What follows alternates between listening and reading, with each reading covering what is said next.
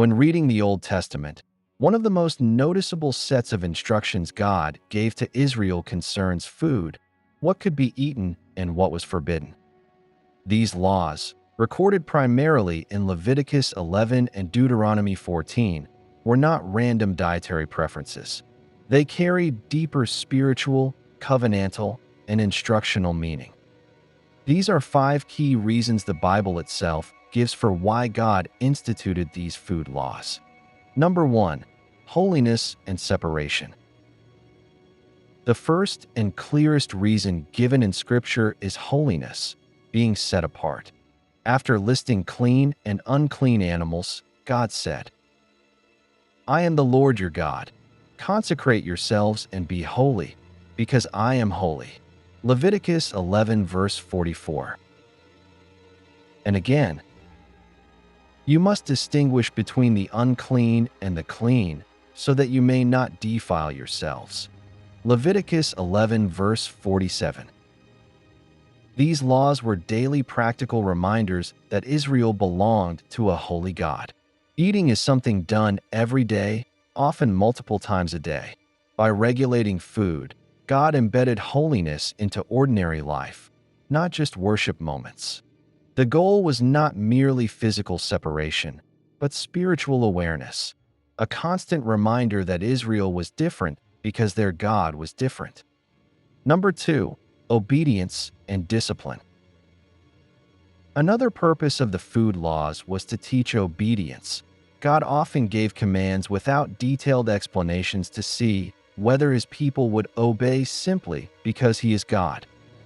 Moses told Israel, "You shall therefore keep all the commandments which I command you today, that you may be strong." Deuteronomy 11 verse 8. Food laws required restraint.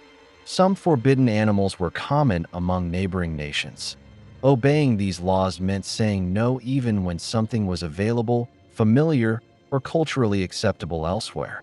This trained Israel in self-control, discipline, and submission to God's authority, reinforcing that obedience was not conditional on understanding every reason. Number 3.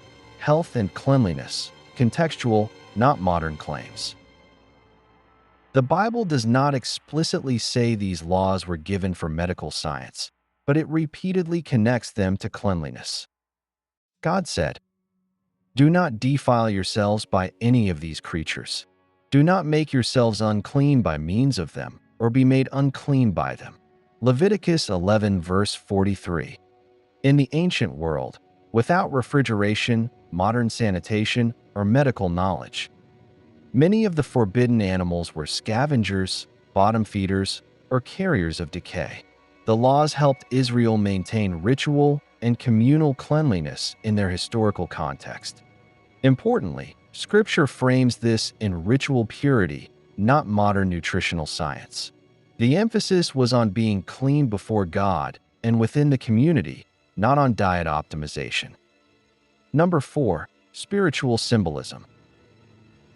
Many biblical scholars note that clean and unclean animals followed symbolic patterns. For example, clean land animals chewed the cud and had split hooves.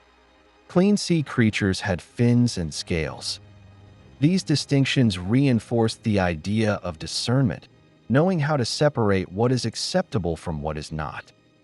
You must distinguish between the holy and the common, between the unclean and the clean.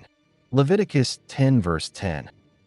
The physical act of distinguishing foods mirrored a spiritual principle.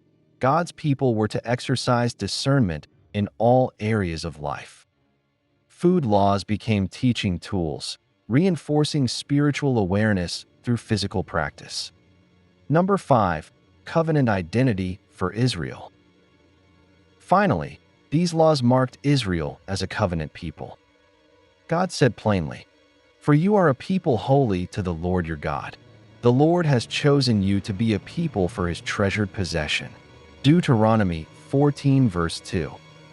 Israel's food laws visibly separated them from surrounding nations. What they ate and refused to eat signaled that they belonged to the God of Abraham, Isaac, and Jacob. These laws were never given to all nations. They were covenant markers, tied specifically to Israel's role in God's redemptive plan. As Moses reminded them, the Lord did not set his affection on you because you were more numerous, but because the Lord loved you. Deuteronomy 7 verses 7 to 8. Understanding why God gave these laws helps us read Scripture with clarity and respect for its original context, rather than confusion or assumption.